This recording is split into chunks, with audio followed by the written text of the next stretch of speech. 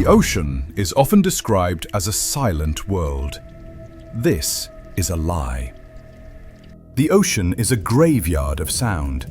It is a chaotic, acoustic chamber where nothing ever truly fades away. Every breaking wave, every grinding tectonic plate, the cavitation of every ship's propeller since the Industrial Revolution, it all contributes to a global, hydrostatic cacophony. Sound waves in water travel 4.5 times faster than in air, and they can travel for thousands of miles without losing their energy. So, if you listen closely enough, if you filter out the static of the modern world, sometimes the graveyard speaks back. The Northern Horizon longliner, pitch black Arctic night, heavy snow. You are looking at the Northern Horizon. She is a 62-meter commercial longliner, currently battling 6-meter swells in the Fram Strait, the jagged deep water passage between Greenland and the Svalbard archipelago. Ambient air temperature, minus 24 degrees Celsius.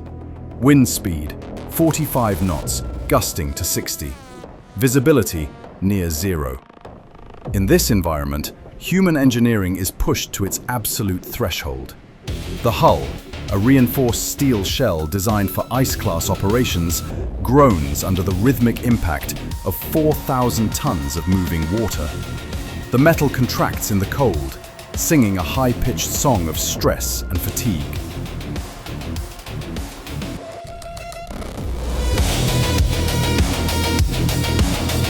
Inside the bridge, the atmosphere is suffocatingly tense.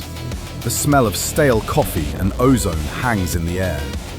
Captain Einarsson is not watching the waves. He is watching the data. The Simrad EK80 sonar array is a state-of-the-art acoustic instrument, calibrated to map the jagged basalt of the seabed 1,200 meters below the keel. It fires sound pulses into the dark, waiting for the echo to paint a picture of the world below. But tonight, the picture is wrong. Bridge, this is Tech. I'm getting ghosting on the primary transducer. I've cycled the gain, but the return signal is sticky. It's not fading. Ice interference? Negative. Thermal layers are stable. This isn't environmental noise, Captain. Look at the spectral readout. The interference has a structure. Nature does not make square waves. Nature does not use perfectly timed intervals. The display shows a pattern, a repeating, structured sequence that mimics artificial syntax. To a veteran operator, it looks like a catastrophic system failure, a glitch in the matrix of the sensor suite. But to the analytic mind, it looks like a transmission. The frequency is ultra-low, 19 Hz, just below the threshold of human hearing. It is a heavy, physical vibration that rattles the safety glass of the bridge windows. It's getting louder. It's localized. It's as if something down there is locking onto our active ping. We think of the deep as a void, a place of crushing emptiness. But the Northern Horizon has just intercepted a signal from a depth where there should be nothing but pressure. The problem is no longer the storm. The problem is the sound. And as the hydraulic line hauler begins to scream, pulling the first hooks from the abyss, the crew is about to realize that the graveyard is no longer sleeping. The back deck, chaos, hydraulic noise. The hydraulic motor of the line hauler whines in protest. The load on the line exceeds 60 kilonewtons. Something has taken the hook, something that does not belong to the commercial halibut stocks. Up from the midnight zone, through the twilight zone, through 1,200 meters of vertical water column, comes a massive grey shape. It rolls in the black water, wrapped in monofilament line. Somniosus microcephalus, the Greenland shark. For a marine biologist, this animal is a miracle of longevity. A vertebrate capable of surviving 5 centuries in the near-freezing dark. It swims slowly, metabolizing time itself. It grows less than 1 centimeter per year. Its tissues are saturated with trimethylamine N-oxide, a natural antifreeze that prevents its cells from collapsing under 200 atmospheres of pressure. It is, for all intents and purposes, a living fossil. But for an engineer, the shark is something else entirely. It is a biological machine designed for long-term data preservation.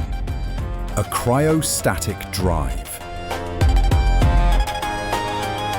We've got a sleeper! Large female, estimated 900 kilos. She's fouled the gear! Get the cutters!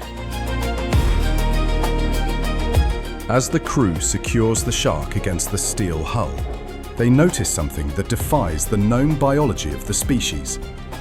The shark's eye is milky white, blinded by the parasitic copepod Omatocoita elongata, which eats the cornea and dangles from the eye socket like a tassel. The shark is blind. It has lived in darkness for 400 years. But the massive body is not sluggish. It is vibrating. A low-frequency thrumming is radiating through the shark's cartilaginous skeleton. It is humming. Captain, look at the water on the deck. It's rippling. The fish is making the sound. The shark is thrumming in direct resonance with the ship's electronics. The interference on the bridge wasn't coming from the water, it was coming from the catch. We are looking at a creature that has been alive since the time of Shakespeare, since the fall of the Aztec Empire, and all that time it has been carrying a signal.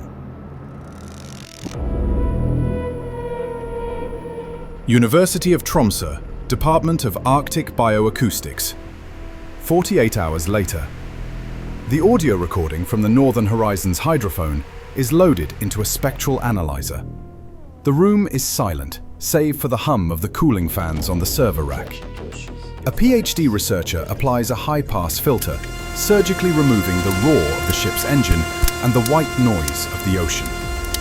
What remains is disturbing. It is not a biological pulse. It is not the grind of teeth or the snap of a jaw. It is a waveform with the jagged, repeating architecture of a syntax. When slowed down by a factor of 40%, the sound resolves. It creates a harmonic resonance that feels ancient. Abzu. Nature does not speak in grammar. Nature does not use phonemes. The speakers in the lab output a distinct guttural chant, a phonetic sequence that has not been heard by human ears in 4 millennia. Abzu. The deep water. The researchers thought they were analyzing a new species. Instead, they found a library. And to find the author of this message, we must leave the ice of the Fram Strait. We must rewind the clock. We must go back to the dust. Desert, heat haze, ancient city of Eridu, Ziggurat. The white noise of the Arctic dissolves into the white heat of the Mesopotamian plain. The transition is seamless because the physics remain the same. Frequency is universal. We are in Eridu, year 2334 BC, the first city, the mound of creation. But the city is dying. The sky is a bruised orange, choked with the smoke of burning villages to the north. The horizon is darkened by the dust of an approaching army. Sargon of Akkad is at the gates.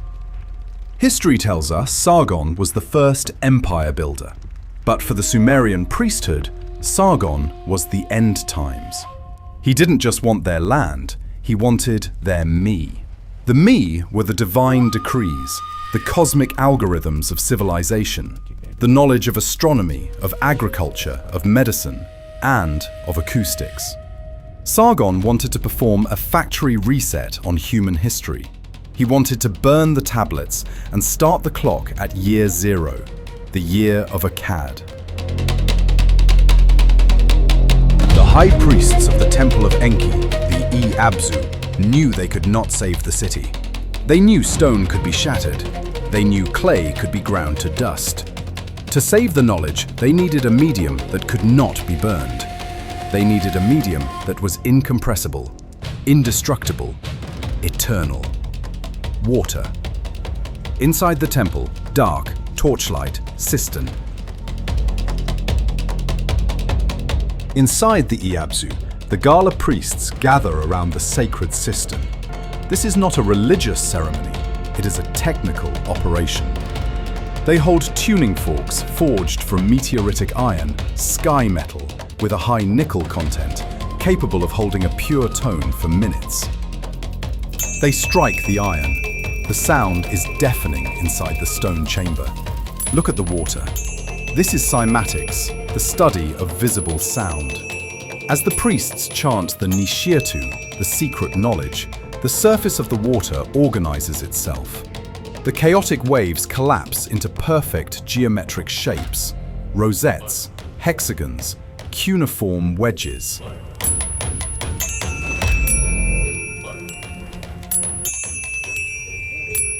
They are encoding data into the liquid crystal lattice of the aquifer. The vibration travels down, through the limestone, into the Abzu, the vast freshwater ocean beneath the earth. But a signal needs a receiver, and waiting in the muddy outflow of the Persian Gulf were the Guardians. The ancestors of the Greenland shark. In 2334 BC, the waters of the Gulf were cooler. The sharks gathered at the river mouth, drawn by the strange magnetic pull of the frequency leaking from the temple. The priests weren't just chanting to the gods, they were singing to the biology. They encoded the Nishirtu directly into the neural pathways of these apex predators. They turned the shark's brain into a biological backup drive. The shark does not know the information, it simply carries it, like a song stuck in your head that you cannot stop humming. Then, the migration began. The Sumerian world fell. The Akkadians burned the libraries. The knowledge was lost to man. But in the ocean, it survived.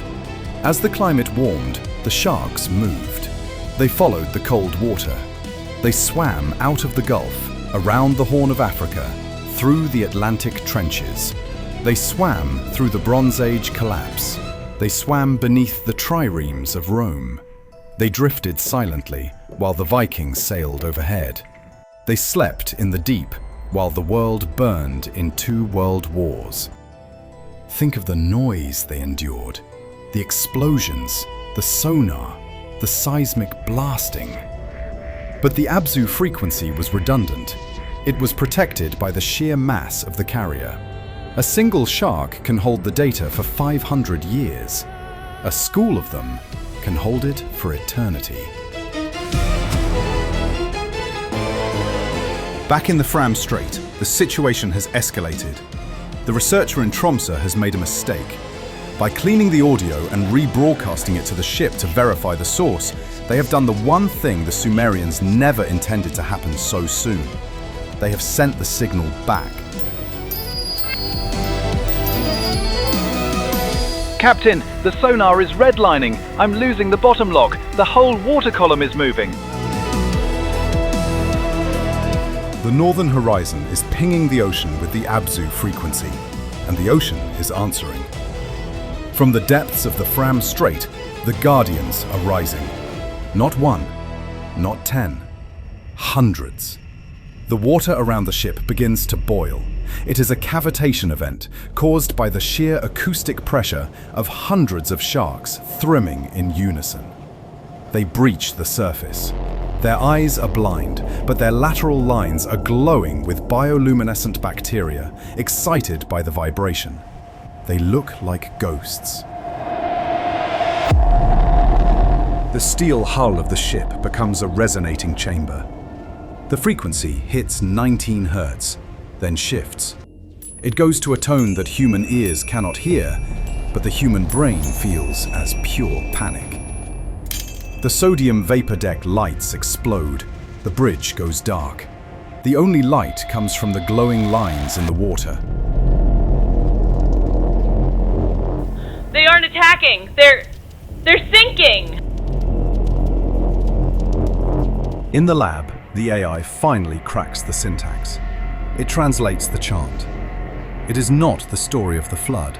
It is not a history lesson. It is a timer. The Sumerian priests didn't hide the knowledge to save the past. They hid it to warn the future. The message stored in the sharks is a calculation, a countdown to the next cyclic pole shift, the next great flood. And as the sharks surround the northern horizon, thrumming their ancient song, the scientists realize the terrifying truth. The sharks haven't surfaced to say hello. They have surfaced because the timer has reached 0. Sargon burned the city, but the water kept the secret. We spent 4,000 years looking for Atlantis, looking for the Hall of Records. We never thought to look in the blood of the monsters we drag up from the deep. The message has been delivered. The library is open, and we are not ready to read what comes next. Stay tuned to the Pelagic archives so you don't miss the next video about the Abzu frequency.